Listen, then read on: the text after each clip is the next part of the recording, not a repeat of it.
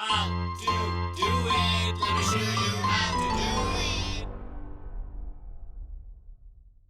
it. Alright, so just making this quick video on how you can charge your system with the 410A. So this is a Goodman unit, and what we have here is a 5-ton system, and there's a TXV in there, so you have to use a subcooling method to charge this system. And I'm just going to show you my quick setup, how I have everything connected. For you to do this job, make sure you're qualified to deal with gas, for 410A. You don't want to have anything leak to the environment because that's a hazardous condition, that's also illegal, so you got to be careful with all that stuff. In this case, we're not releasing anything in the atmosphere. We're if for some reason you need to make sure you trap the gas properly using the right equipment, but in this case we're just topping off some gas because it's a little bit low on 410A. So let me show you my setup. Basically, I do have a multimeter, which is basically I'm using to monitor the temperature on the liquid line.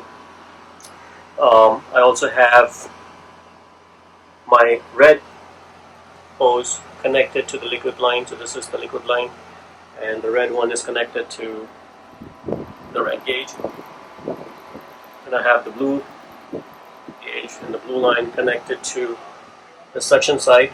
The suction side is the bigger line, and I have these connectors. You don't really have to have these when you're topping out the gas, but it just makes it a lot easier, so I leave them connected with my hoses. Now once you have this setup connected, we'll talk about the yellow one a little bit later, but this is the main setup, if you're checking your gauges. So when I came here,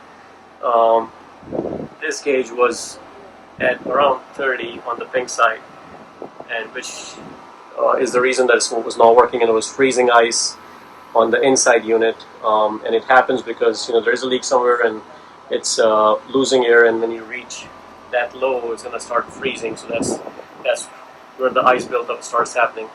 So what I'm doing is I'm topping off the system with some gas, and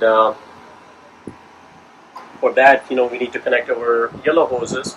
So the yellow hose connects from the middle, and it comes down and connects to the 410A bottle.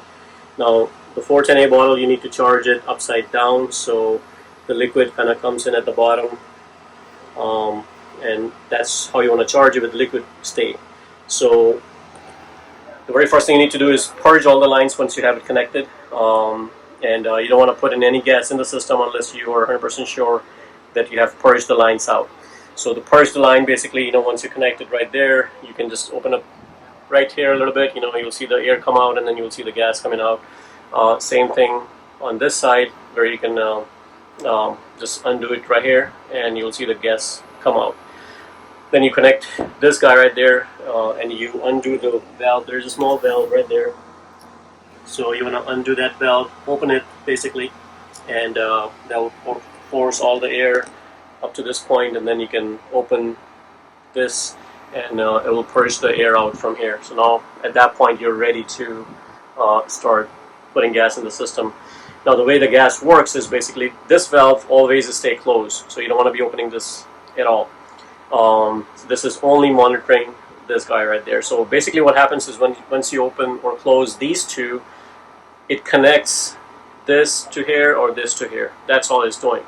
So once I open this valve, basically it's letting the gas in from here into here and out here, and that's how you charge the system. You don't want to be charging it this way. This is only to monitor the gauges. So to charge the system, I have my bottle ready, 410A, flipped upside down, and the hose is connected right here.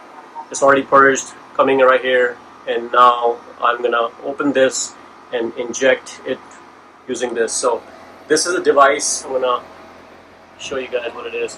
But basically what it is a safety device, basically, which converts the liquid state into gas, and lets you charge your system safely, so you don't damage your compressor, basically. So highly recommend you buy one of these. It's $35-40, but it will save you the day because it does save the compressor in case if you charge it too fast and it can cause damage to the system, and you definitely don't want that. So what we have here is the entire setup ready to go, and the second thing is you want to be monitoring cleanup. You can see I cleaned up the copper right there, and I connected the temperature gauge. I have two of them connected only because I wasn't 100% sure if one of them is good enough or not. So connect this away from everything, and as you can see, temperature. So I have T1 and T2, and it seems like they both are reading about the same because the difference is 0. So 88.7. And what you want to see is, look at this guy. It says 90, 92. So right now, 92 minus 88.7. That's the difference. Basically, gives you what subcooling it is. So let's see, 89.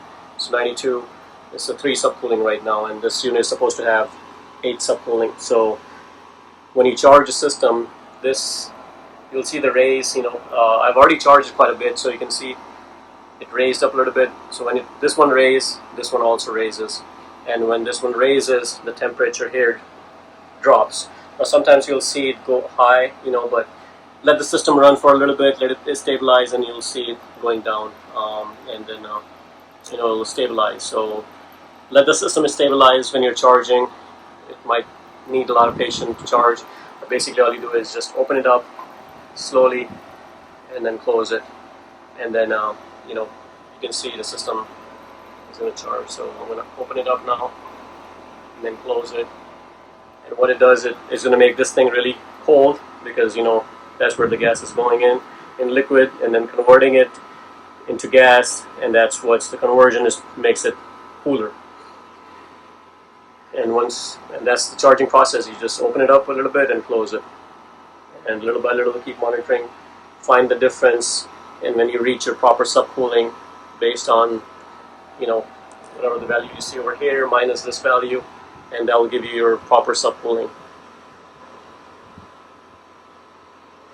And that subcooling is all you need. So this is the proper way of charging the system, and again, you want to be careful when you're removing these hoses because you don't want anything getting in your way, in your eyes or something. So make sure you're using proper safety gears, your gloves and everything. It's nothing hard. It's something that you can do yourself as well, but as long as you know what you're doing. So just be patient.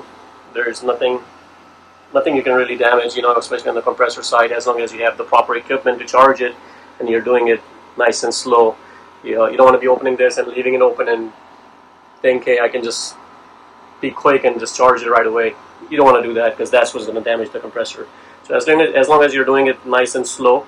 Another thing you're going to see is the air here is going to start getting warmer, and that's a good indication because that means the AC is working and is pulling out all the heat from the inside of the house to the outside unit. So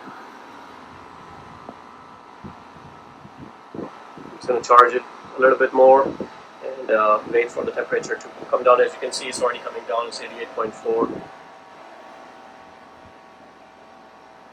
So 88.3, 88.2 is already dropping down, which is a good sign.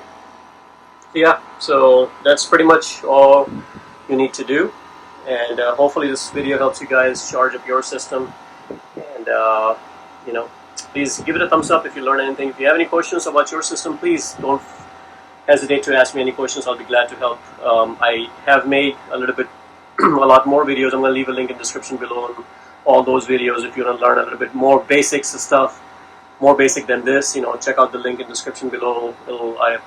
In some videos I've talked a lot in detail, so this was more of a quick video to show how to properly charge the system, but if you want more details, I can definitely provide you the details.